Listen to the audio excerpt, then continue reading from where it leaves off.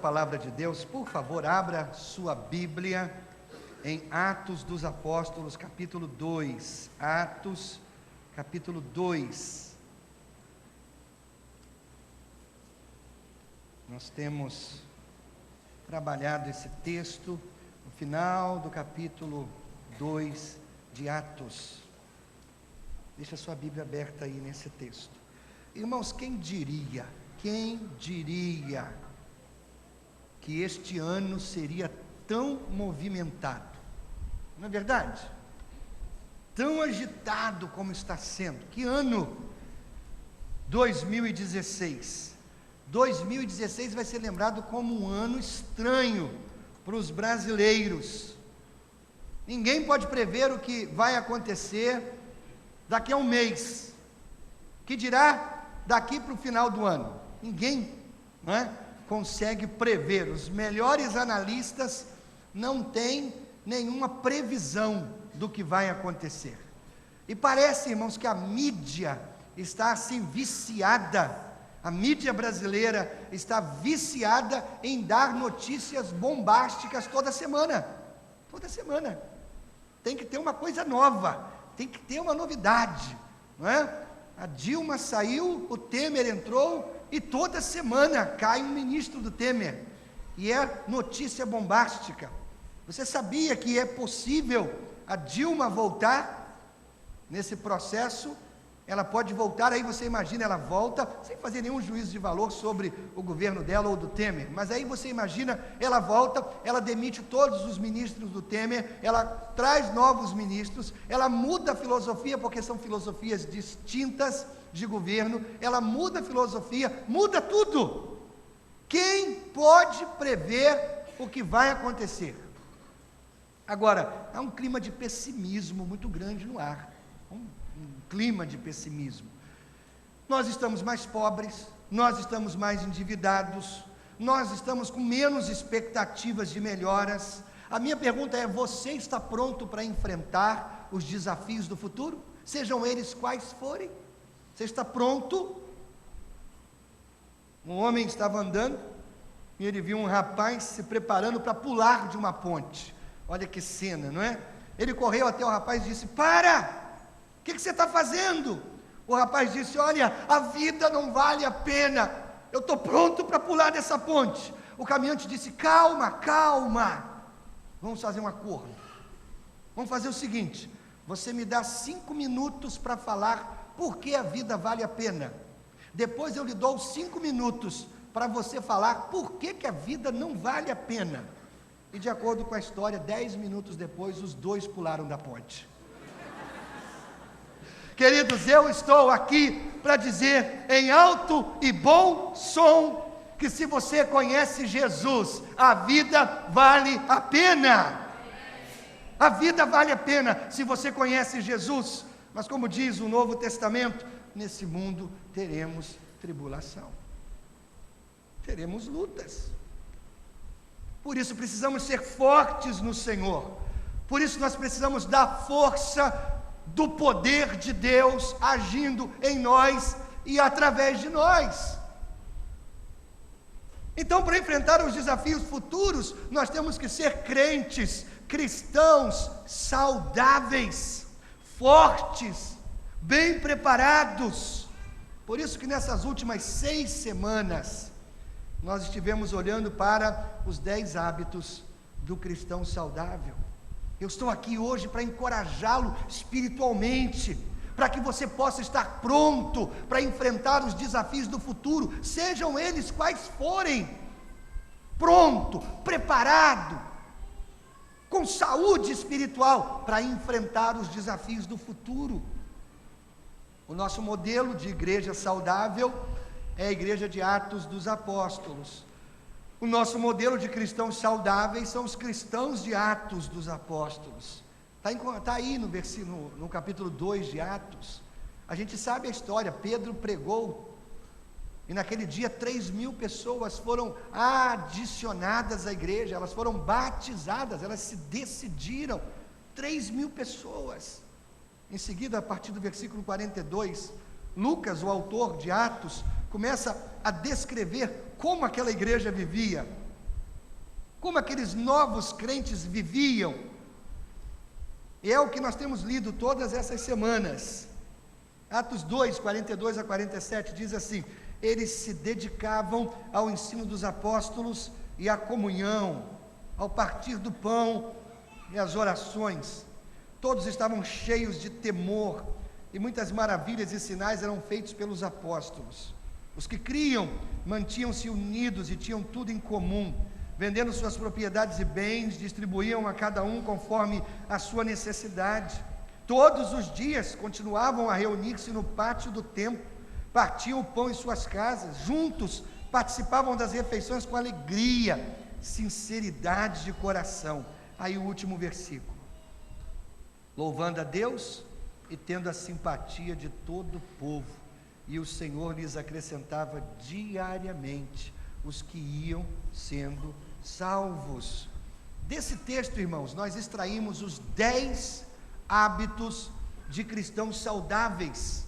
Hábitos são coisas poderosas, como sulcos numa estrada de terra. Assim são os hábitos. Os hábitos são veias neurais do comportamento humano. É coisa que você faz vez após vez, fazem parte do seu comportamento cotidiano, é um comportamento condicionado. Hábitos são isso. Você faz sem nem mais pensar que está fazendo. Por exemplo, você levanta de manhã e você não raciocina: bom, agora eu vou levantar, eu vou escovar os dentes. Quando eu estiver escovando os dentes, eu começo pela frente, depois eu vou para a esquerda, embaixo, em cima, volto, vou. Você não faz mais isso. Se tornou um hábito. Aí você vai tomar um banho. Para aqueles que têm esse hábito, vão tomar um banho e, aí você, bom, eu começo da barriga para cima, depois eu vou para baixo, e aí eu vou pela esquerda, e você não pensa mais. Algumas pessoas pensam porque ainda não adquiriram o hábito, mas entende o que é um hábito? Você se condicionou. Ou você vai controlar os seus hábitos, ou os seus hábitos vão controlar você. Será que você vai fazer um compromisso de praticar esses hábitos saudáveis? Nós já estudamos 8 hábitos do cristão saudável. Hoje nós vamos concluir esses 10 hábitos. Cada um é definido como uma confissão pessoal, uma afirmação pessoal. Nós colocamos esses hábitos nesse cartão que eu vou presentear você no final do culto. Então, olha, você não precisa decorar os 10, estão nesse cartão, e no final do culto você vai ganhar esse cartão. Você pode colocar esse cartão dentro da carteira, você pode colocar no espelho do banheiro, você pode colocar na geladeira. Para quê? Para que você possa revisar os 10 hábitos, e você possa então se desafiar a praticá-los, até que de fato eles se tornem hábitos na sua vida.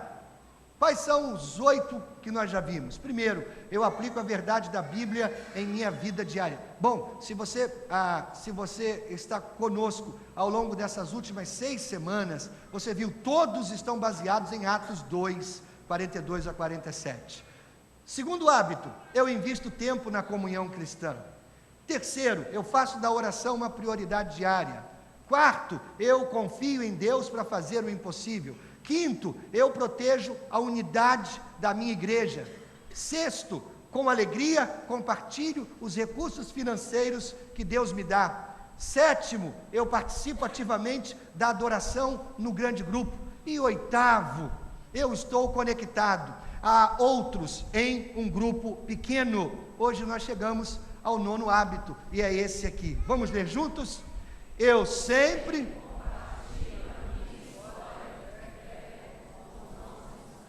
Vamos de novo, irmãos? Eu sempre compartilho a minha história de fé com os não cristãos. A Bíblia diz que os crentes lá em Jerusalém, da primeira igreja em Jerusalém, diz que eles tinham a simpatia de todo o povo. Olha que bacana. Eles tinham a simpatia de todo o povo. Irmãos, o livro de Atos, ele pode ser resumido em 3 preposições: para cima, para baixo e para fora. Esse é o resumo do livro de Atos. Jesus subiu ao céu, ele enviou o Espírito que desceu à terra, e quando o Espírito agiu na igreja, a igreja saiu e anunciou Jesus. Para cima, para baixo, para fora. A igreja que é movida pelo Espírito Santo, ela não se contém em 4 paredes, ela sai para anunciar Jesus aos de fora. Os membros da igreja de Jerusalém, eles fizeram um impacto tão positivo na sua comunidade, que o texto diz que eles desfrutavam da simpatia de todo o povo. Simpatia do povo. Irmãos, a gente tem que parar de ser o povo da negativa, né? Parece que a nossa doutrina, ela é regada por coisas que não se pode fazer. A vida do cristão é tão bela, a vida do cristão é tão linda, ela não é marcada pela negativa, ela é marcada pelas coisas que Jesus acrescentou em nossa vida. Mas parece que a gente vende um cristianismo tão negativo, tão proibitivo. A ênfase é naquilo que não se pode fazer, daquilo que é proibido, daquilo que não se deve tocar, não se deve olhar, não se deve provar. Sim, de fato existem. Sim, de fato elas são verdadeiras. Mas, querida, a vida cristã é mais do que dizer não. É muito mais. E essas pessoas vivendo o cristianismo com alegria, com vibração, com encorajamento do Espírito no coração delas, elas provocavam esse impacto sobre a comunidade, sobre os seus vizinhos, sobre as suas famílias, que eles gozavam da simpatia de todo o povo.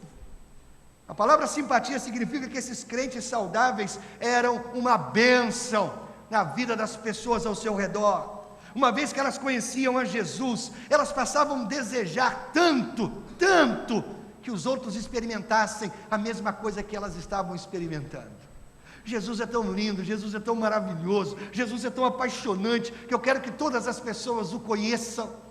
Eu quero compartilhá-lo com todas as pessoas, porque Ele mexe com a minha vida, Ele mexe com o meu coração. A palavra evangelismo é compartilhar a boa notícia. O Evangelho é boa notícia, gente. E boa notícia a gente dá com um sorriso no rosto. Não é verdade? Boa notícia a gente dá com um sorriso no rosto. Eu tenho uma boa notícia para dar a você. Sorriso no rosto, né? Isso é evangelismo. Na igreja em Atos dos Apóstolos havia 2 tipos de evangelismo. 2 tipos. No dia de Pentecostes, Pedro pregou e uma multidão de 3.000 se decidiu.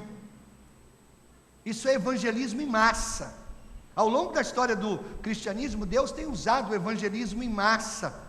Deus tem usado pregadores como Billy Graham, Luiz Palau, para pregar o Evangelho para milhões de pessoas. Dizem que ao longo de sua vida, Billy Graham pregou para 82 milhões de pessoas. Você imagina isso? Quantos se decidiram? Evangelismo em massa. Agora, outro tipo de evangelismo é o evangelismo pessoal. É quando alguém compartilha o Evangelho com outra pessoa, ou num pequeno grupo. Esse é o evangelismo pessoal. Gente, o evangelismo sempre foi a principal missão da igreja. Nós estamos nessa terra com um objetivo, com uma missão única: anunciar Jesus. Se Deus não nos deixasse essa missão, se nós não tivéssemos essa missão, com certeza, quando um homem se convertesse, Deus o levaria direto para o céu. Mas Deus nos deixa permanecer sobre a terra, porque a gente precisa compartilhar com outras pessoas o que Deus está fazendo na nossa vida, para que outros e outros e outros passem a crer como nós cremos. Queridos, nós precisamos manter a coisa principal como a coisa principal. A coisa principal da igreja é o evangelismo, e ela precisa ser mantida como a coisa principal. C.S. Lewis, um dos maiores pensadores cristãos do século XX, disse o seguinte: a igreja existe para nada mais do que atrair os homens a Cristo, para transformá-los em pequenos cristos. Se ela não está fazendo isso, todas as catedrais, clero, missões, sermões e mesmo a própria Bíblia são simplesmente um desperdício de tempo.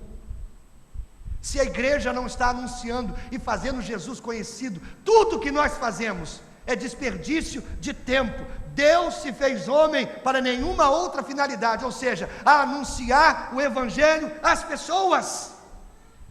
Deixa eu realizar uma pequena pesquisa aqui entre nós. Eu quero saber como você chegou até Jesus. Como você chegou até Jesus? Vou lhe dar duas opções. Por meio de um sermão, um pregador como eu pregou e você conheceu Jesus? Ou dois, por meio de alguém? Quem aqui se converteu por meio de um sermão? Levanta a mão. Meia dúzia. Agora, quem aqui se converteu por meio de alguém? Levanta a mão. A grande maioria. Querido, se você conheceu Jesus por meio de um sermão, ok, isso faz parte do plano e do projeto de Deus também. Mas você percebe que a grande maioria conheceu Jesus porque alguém se importou o suficiente para ir até essa pessoa e compartilhar com ela a sua história de fé? A grande maioria entre nós é porque alguém compartilhou a boa notícia com a gente. Próxima pergunta: você compartilha a sua história de fé com aqueles que vivem ao seu redor? Se não, eu quero fazer duas sugestões. Primeiro, peça para Deus colocar um peso no seu coração pelas pessoas sem Jesus. Eu quero que você pense agora, vamos fazer esse exercício. Eu quero que você pense agora em alguém do seu círculo de amizades, do seu círculo de relacionamento, alguém que você sabe que não tem um relacionamento íntimo e pessoal com Jesus. Alguém que você sabe que agora não está em igreja nenhuma. Alguém que você sabe que se ele morrer agora, por causa da fé que ele não professa, ele não irá para o céu. Você pode lembrar de alguém? Você está lembrando de alguém? Ele pode ser uma pessoa boa, mas ele não tem fé nenhuma. E se ele morrer agora, ele não irá para o céu. A minha questão é: você se importa que essa pessoa passe a eternidade dela num lugar que Jesus chamou de inferno? Você se importa com isso? Meu querido, a razão pela qual Jesus veio a esse planeta Terra foi para salvar as pessoas desse lugar chamado inferno.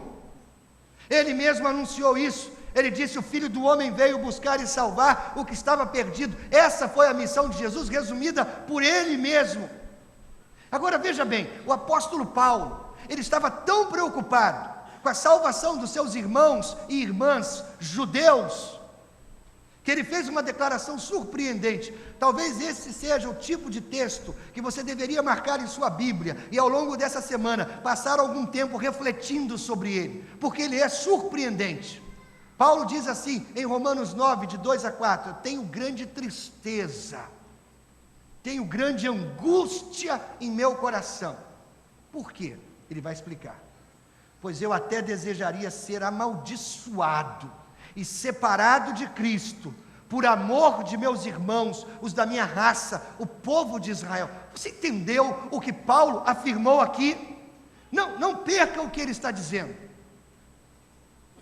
Paulo está dizendo assim: eu estou tão sobrecarregado a respeito dos meus irmãos e irmãs judeus sem Cristo, que eu estou disposto a dar a minha salvação, a ir para o inferno, se isso resultasse na salvação deles. Você entendeu isso? O peso que esse homem trazia no coração. Eu tenho angústia, eu tenho grande tristeza no meu coração.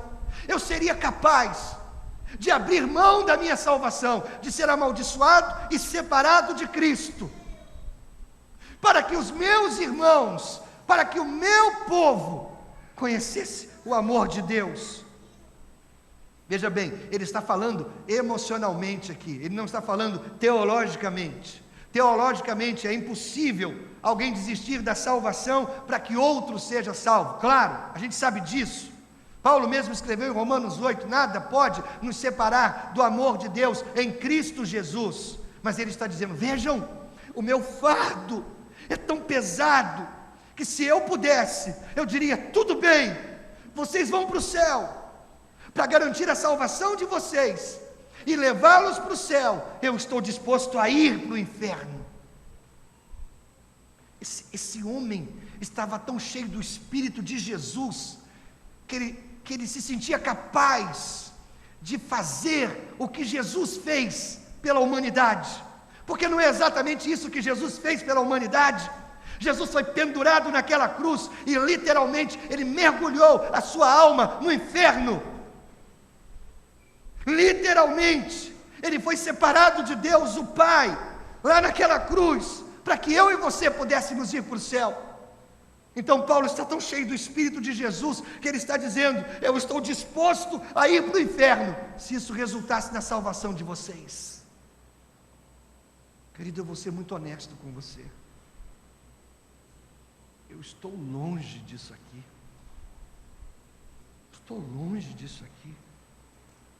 eu não consigo pensar em qualquer pessoa, a respeito da qual eu estaria disposto a desistir da minha salvação. Talvez a minha família,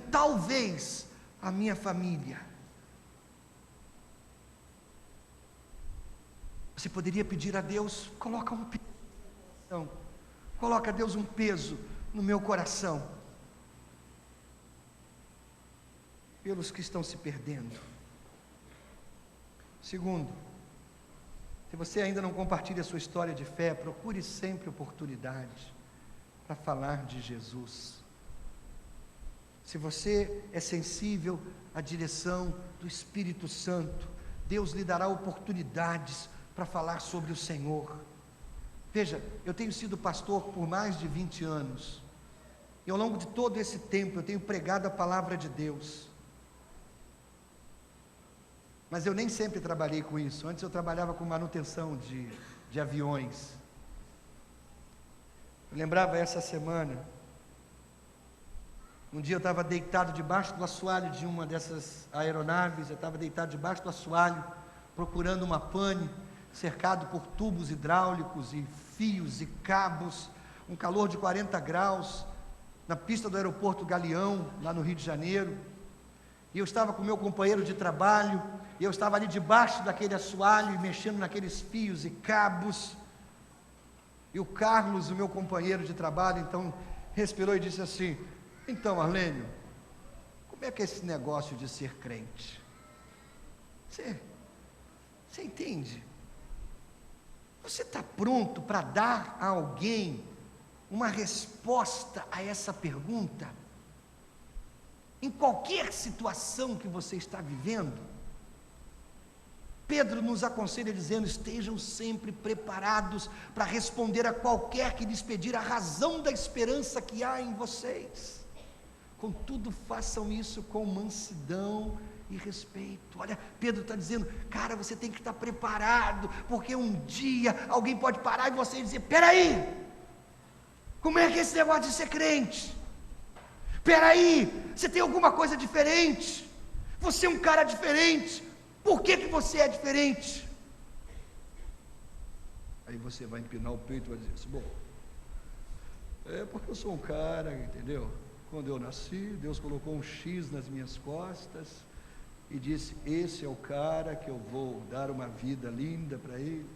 O texto também diz, olha só, façam isso com mansidão, respeito, né? Nós não somos melhores que ninguém, gente.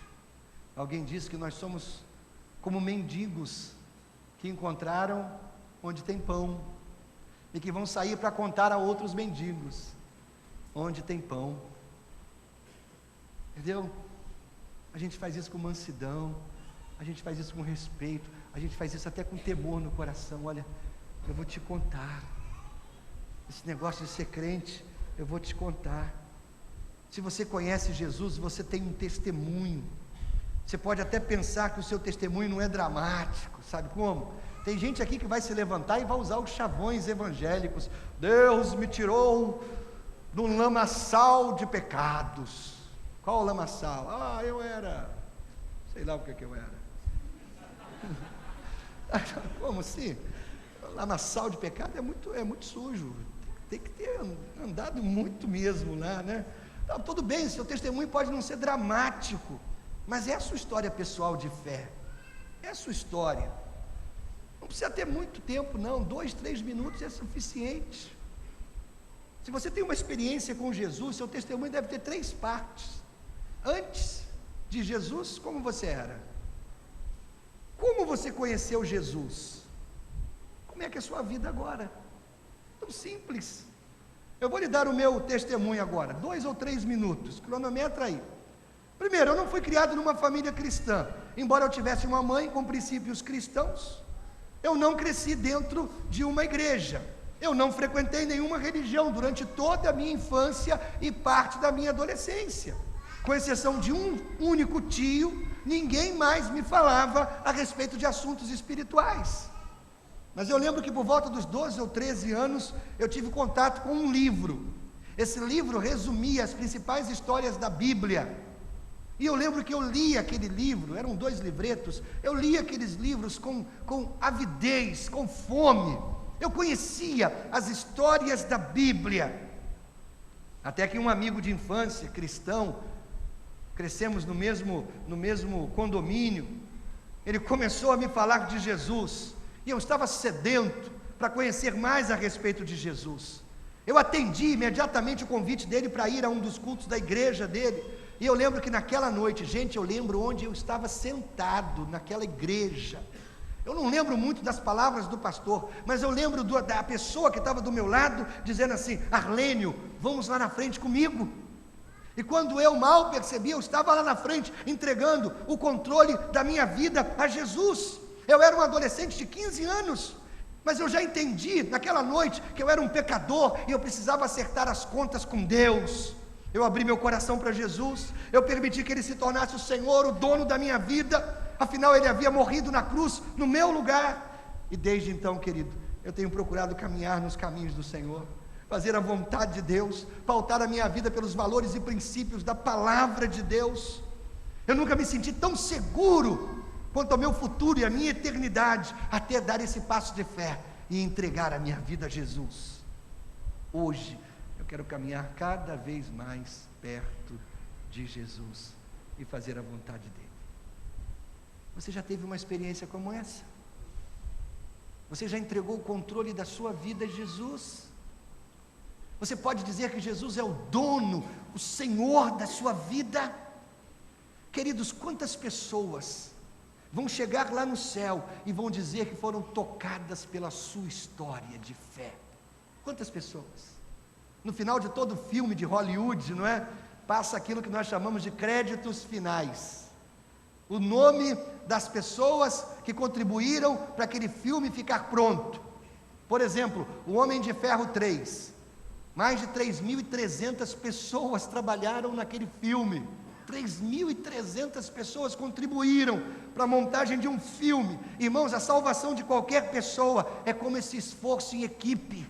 É um trabalho em equipe. Paulo mesmo escreveu isso: eu plantei, Apolo regou, mas Deus é quem fazia crescer. É um trabalho em equipe. Quando você compartilha a sua história de fé, ou planta apenas uma semente a respeito do seu relacionamento com Jesus, você pode estar desempenhando um papel importante no processo de salvação de uma pessoa. Então, quando os créditos finais da vida de alguém estiver rolando lá no céu, será que o seu nome vai estar lá, fazendo parte da história da salvação daquela pessoa? Os crentes saudáveis compartilham sua história de fé com a sua comunidade. 10º e último hábito de uma igreja saudável, de um cristão saudável: eu alegremente dou boas-vindas aos recém-chegados à minha igreja. O texto final, versículo 47, a última parte diz: e o Senhor lhes acrescentava todos os dias os que iam sendo salvos. Lembre-se, a igreja começou com 120 pessoas orando, a igreja cristã começou 120 pessoas orando num terraço. No dia de Pentecostes, era uma festa dos judeus, 3.000 novos crentes chegaram para a igreja, foram salvos. Lucas diz em Atos capítulo 4, que a igreja tinha 5.000 homens, fora mulheres e crianças. Lucas ia fazendo um registro. Lucas era o secretário da primeira igreja batista em Jerusalém. Ele ia fazendo o registro dos decididos, daqueles que iam se entregando. Ele contava. Mas aí chega um momento que a igreja cresceu tanto que ele perdeu as contas.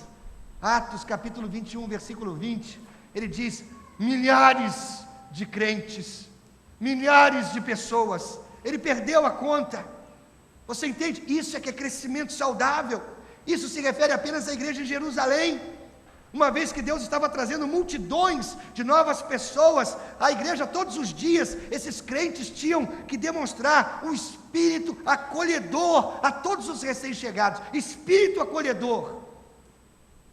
Irmãos, algumas igrejas são muito boas em dar boas-vindas às novas pessoas, mas algumas igrejas têm uma mentalidade tão estreita. Algumas igrejas tratam os recém-chegados com suspeita, não é? Esse cabeludo está chegando aqui, tem que dar um trato nesse cabelo, né? Essa menina aqui com essa saia muito curta, não sei não. Uma senhora chegou no hall de uma dessas igrejas hostis, não é? O recepcionista perguntou para ela: onde a senhora quer sentar? Ela disse: eu quero sentar no primeiro banco. Aí o recepcionista disse: olha, se eu fosse a senhora, eu faria isso não. Por quê? O pregador é muito chato. Pelo amor de Deus, gente. Aí a senhora então disse: você sabe quem eu sou, meu filho? Ele disse: não, eu sou mãe do pregador. Caramba, gente. O pregador perguntou, o recepcionista perguntou para ela: e a senhora sabe quem eu sou? Ela disse: não. Ele disse: ainda bem, fugiu, sumiu da vista dela. Queridos, a CIB tem que ser uma igreja amigável, acolhedora. É por isso que é muito importante você adotar o hábito de acolher as novas pessoas quando Deus as trouxer. Você tem que acolhê-las. Deixe-me lhe dizer como nós podemos ser uma igreja acolhedora, como nós devemos receber os novos que estão chegando aqui na nossa comunidade, nossa família igreja. Primeiro, trate cada um como você trataria Jesus. Isso não é improvável não, hein? Jesus ensinou lá em Mateus 18:5, quem recebe uma dessas crianças em meu nome está me recebendo. E não é só as crianças não, são os adultos, são os jovens, são os adolescentes, nós precisamos recebê-los. Em Mateus 25, Jesus previu um tempo no futuro, que ele diria assim: olha, eu fui estrangeiro e vocês me receberam. E nós vamos dizer para ele: Senhor, quando nós o vimos estrangeiro e o recebemos? Aí ele dirá assim: meus filhos, quando vocês fizerem isso a um dos meus irmãos menores, vocês estarão fazendo a mim. Uau! Gente, a gente tem que estar sempre pronto para dar boas-vindas aos recém-chegados à nossa igreja. Você lembra a primeira vez que você veio a CIB? Talvez tenha sido ameaçador, assustador. Imagine, alguém nunca veio a CIB, chegando aqui pela primeira vez. Talvez não saibam para onde ir, o que fazer, como se comportar. Talvez não saiba muito bem onde fica o banheiro, onde as crianças devem ficar. Eu canto ou não canto, eu fico de pé, não fico, eu oro ou não oro. Nós devemos tratar cada um como se nós trataríamos Jesus. É por isso que um dos nossos ministérios mais importantes é o da recepção. É onde a gente estabelece o primeiro contato com as pessoas que estão entrando aqui no templo. Você só tem uma chance de causar uma primeira boa impressão. Só uma chance. A gente precisa de mais voluntários para esse ministério. Além de outros requisitos, você precisa ter um belo sorriso e um aperto de mão caloroso.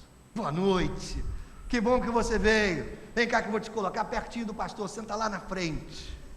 É isso aí. Se você ainda não está trabalhando em lugar algum na CIB, quem sabe você poderia orar para ver se você pode ser aceito nesse ministério da recepção, não é? Ser um daqueles que causam a primeira boa impressão. Então, como é que a gente é uma igreja acolhedora? A gente trata cada um como se a gente tratasse Jesus. Finalmente, a gente é acolhedor, sendo gracioso com os que ainda estão longe de Jesus. Olha, João escreveu isso a respeito de Jesus. Ele diz assim: vimos a sua glória, glória como do unigênito vindo do Pai. Aí ele diz assim: Jesus era cheio de graça e de verdade. Eu gosto disso. Em Jesus havia um equilíbrio entre graça e verdade. Jesus nunca negociou a verdade, ele nunca comprometeu a verdade, mas o tempo todo ele foi gracioso. Por exemplo, Jesus se recusou a apedrejar a mulher flagrada em adultério. O que ele estava fazendo? Sendo gracioso. Mas quando os acusadores dela foram embora, ele disse: vem cá, mocinha, olha só, vai e não peques mais. Ou seja, ele não comprometeu a verdade.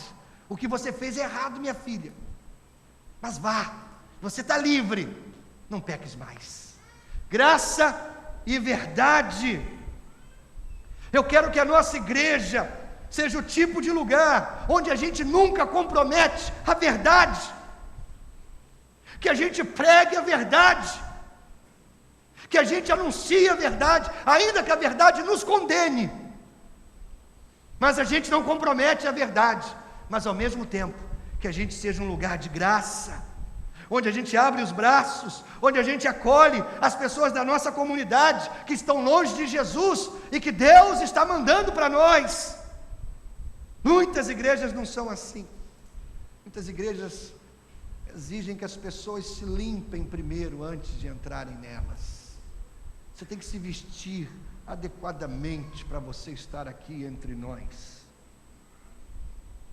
Jesus disse para a gente ser pescador de homens. Sabe qual foi o trato que ele fez com a gente? Você pesca, eu limpo. Esse é o trato. Você pesca, eu limpo. Nós somos pescadores de homens. Você pesca, Jesus limpa. Eu quero que a gente acolha as pessoas, independente de como elas se vestem, onde elas estiveram, qualquer que seja a bagagem que elas estão trazendo junto, não importa. Aqui estão 3 palavras que a gente deve usar na ordem correta, aqui na CIB. 3 palavras: comporte-se, pertença, confie. Mas a gente tem que usar na ordem correta. Existem igrejas tão rigorosas, tão engessadas, que elas usam essas 3 palavras na seguinte ordem: primeiro, você confia em Jesus. Segundo, comporte-se. E se você se comportar bem, então você pode pertencer a nós, ser um de nós. Está errado, está errado. Nós vamos mudar isso.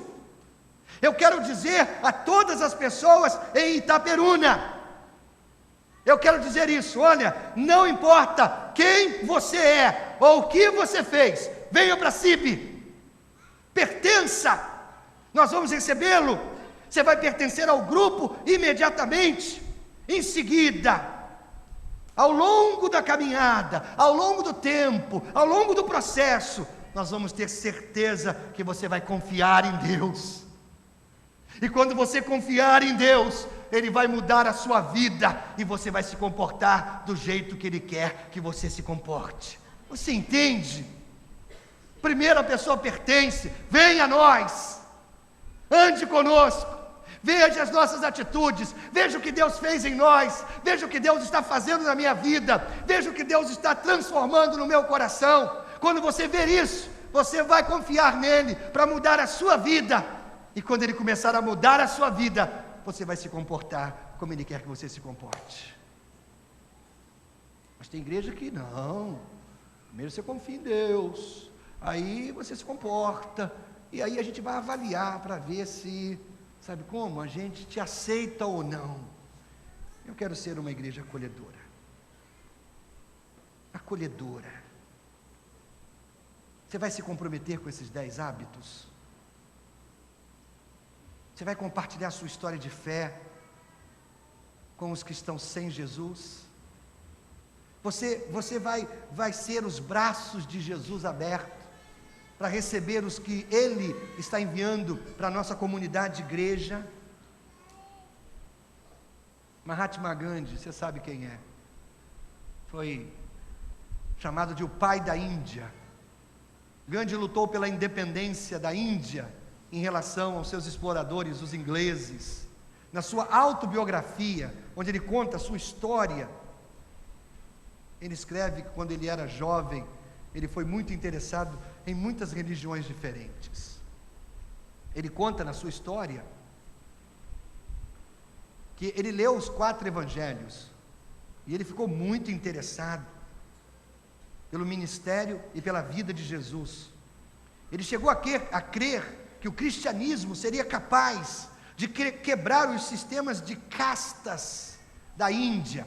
A Índia até hoje é dividida em castas. Se você nasceu num determinado grupo, uma casta, essa casta é considerada a casta dos miseráveis. Não importa o seu estudo, a sua condição financeira, não importa onde você mora, você sempre será um miserável, porque você nasceu na casta dos miseráveis. Existem outras castas e existe a casta superior. Se você nasceu lá, não importa a sua condição financeira, não importa a sua condição social, você nasceu na casta superior, você sempre será superior. Gandhi tinha o desejo de quebrar isso. E ele percebeu que o cristianismo podia quebrar esse sistema de classes e de castas. Então um dia ele decidiu visitar uma igreja cristã em Punjab, no norte da Índia. Num domingo, quando ele chegou no hall da igreja, um recepcionista inglês o fez parar e disse assim: rapaz, essa igreja é somente para europeus e para a alta casta indiana, você não é bem-vindo aqui. Gandhi se virou e ele conta que nunca mais visitou uma igreja cristã. E ele escreve dizendo mais tarde: se os cristãos também têm castas diferentes, eu posso muito bem continuar sendo um hindu. Hoje, 1,2 bilhão de pessoas vivem na Índia, e a maioria delas é hindu. Imagine a diferença, querido, que teria acontecido nessa nação, se aquele recepcionista tivesse recebido Gandhi de braços abertos, como se ele estivesse acolhendo Jesus. Que pena, que pena.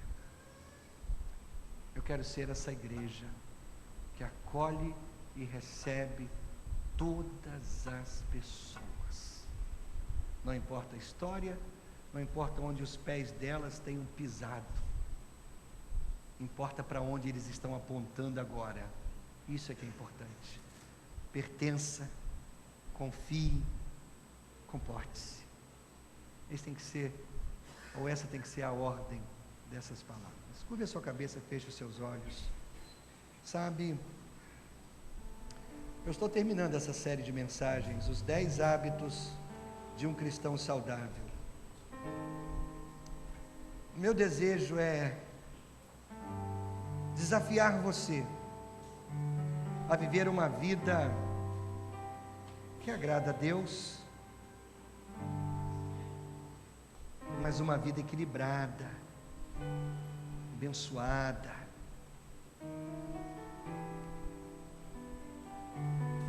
Agora eu gostaria que você olhasse para dentro de você, para dentro de você, dentro de você.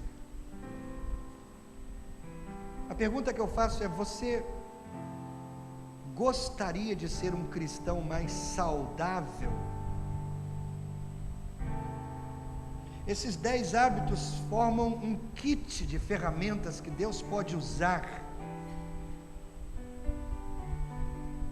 para tornar você um cristão mais forte, mais preparado, mais saudável. Agora, eles precisam se tornar hábitos. Primeiro você começa a praticá-los intencionalmente, e finalmente eles fazem parte do seu dia a dia. E o seu crescimento espiritual será exponencial, ou seja, você vai crescer e crescer e crescer e crescer. Mas você tomaria hoje uma decisão de se comprometer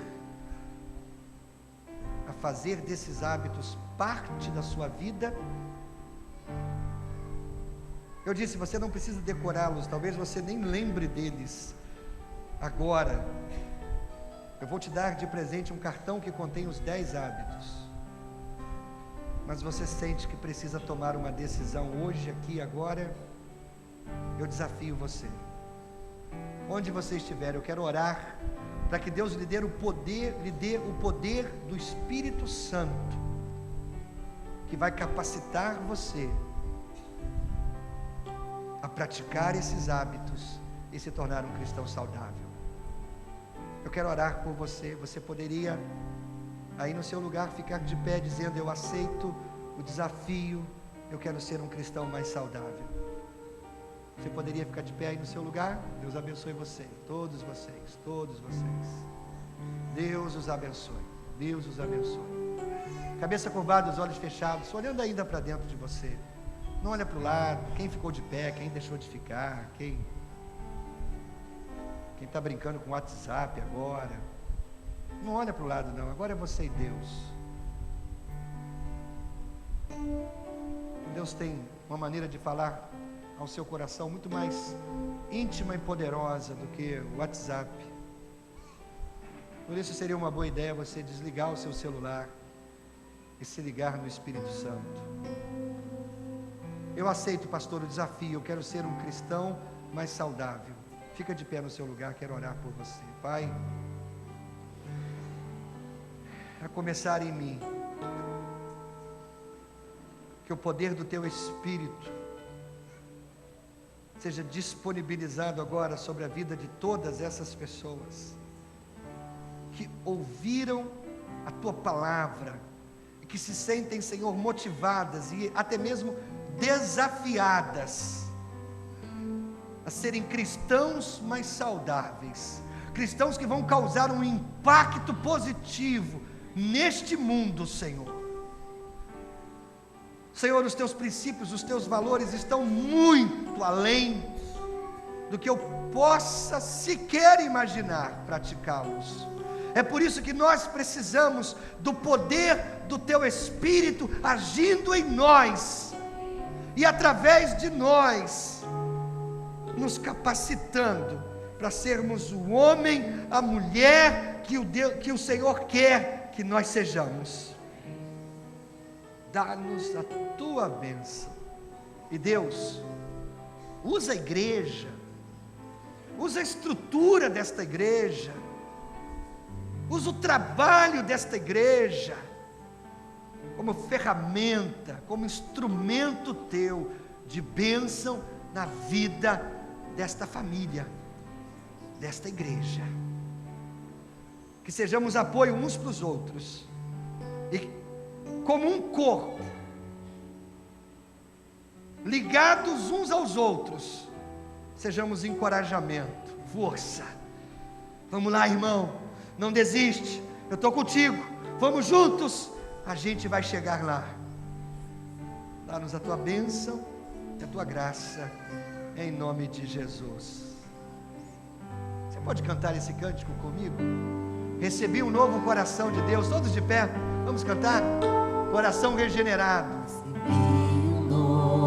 coração do Pai. Eu recebi coração regenerado, coração transformado, coração que é inspirado por Jesus. como fruto deste novo coração. Fruto deste novo coração. Te abençoo, meu irmão. Declaro a paz de Cristo. Eu declaro a paz de Cristo. Te abençoo, meu irmão. Preciosa é a nossa comunhão. Somos corpo. Cante isso. Assim bem ajustado. Faça essa declaração de fé. Totalmente ligados, unidos, vivendo em amor, uma família, sem qualquer falsidade, vivendo a verdade, expressando a glória do Senhor, uma família, vivendo compromisso do grande amor de Cristo. Eu preciso de ti, querido irmão, precioso és para mim, querido irmão. Vamos no início bem forte. Recebi um novo coração do Pai. Bem forte. Recebi um novo coração do Pai, coração regenerado, coração transformado, coração que é inspirado por Jesus. E a gente pode se ajudar um ao outro. Como fruto deste Se a gente viver assim em união, em comunhão, a gente pode se ajudar. Eu declaro a paz de Cristo, te abençoo, meu irmão, preciosa é a nossa comunhão. Então cante. Somos corpo, e assim bem ajustados, totalmente ligados, unidos, vivendo em amor, uma família, sem qualquer falsidade, vivendo a verdade, expressando a glória do Senhor, uma família, vivendo compromisso no grande amor de Cristo. Eu preciso de ti, querido irmão, precioso és para mim, querido irmão, eu preciso de ti, querido irmão, precioso és para mim, querido. Vamos dar as nossas mãos. Vamos dar as nossas mãos. Formar uma grande corrente. Somos corpo e assim bem ajustados, totalmente ligados, unidos, vivendo em amor, uma família, sem qualquer falsidade, vivendo a verdade, expressando a glória do Senhor, uma família, vivendo compromisso do grande amor de Cristo. Eu preciso de ti, querido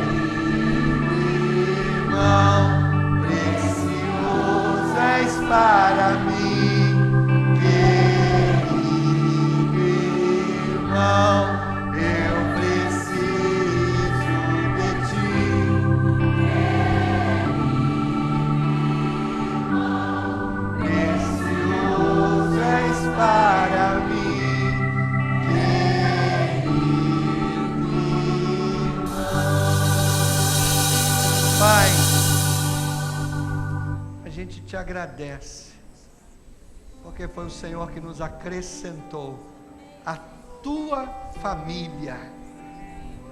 É tão bom fazer parte, é tão bom pertencer e saber que o Senhor pode usar, mesmo pessoas imperfeitas como eu e como meu irmão, para nos apoiar mutuamente.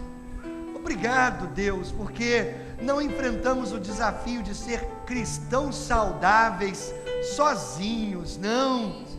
O Senhor nos introduziu no seu corpo chamado igreja, do qual o Senhor é a cabeça, e todos os membros ajustados, totalmente ligados uns aos outros, podem crescer e se tornar o homem e a mulher que o Senhor planejou que sejamos. Dá-nos a tua bênção, a tua graça, que as tuas misericórdias se renovem sobre nós todos os dias, e que a gente caminhe debaixo da tua proteção, pelo poder do teu Espírito que habita em nós. Nós oramos em nome de Jesus. Amém, igreja? Amém, igreja? Aplauda o Senhor em nome de Jesus. Glória a Deus. Glória a Deus. Queridos, nós temos estudado, fica assim mesmo. Nós temos estudado a carta de Paulo aos Tessalonicenses, todo domingo de manhã. Domingo que vem, a gente fez esse intervalo desses 3 domingos, mas domingo que vem a gente volta de manhã a essa preciosa carta. A gente está estudando versículo por versículo. Deus já falou muito e tem muito mais para falar aos nossos corações. Se você quiser ir para casa antes de ver os gols do Fantástico, jantar conosco aqui no Ponto de Encontro, você é nosso convidado. Tem um jantar para você lá, né? Pela módica quantia de R$8, tem um copo de suco. O pessoal está pagando para você um jantar aqui, né? R$8 é uma oferta, né? Então você passa no Ponto de Encontro, você janta conosco, vai para casa e está tudo bem, tudo resolvido. Leva-nos, Senhor, em paz, amparados, protegidos, debaixo da tua graça, do teu amor e das tuas misericórdias. Dá ao teu povo uma semana de vitórias, Senhor, por favor, em nome de Jesus. Amém, igreja? Deus abençoe, até semana que vem. Olha o cartão, você retira lá na porta, ok? Os cartões.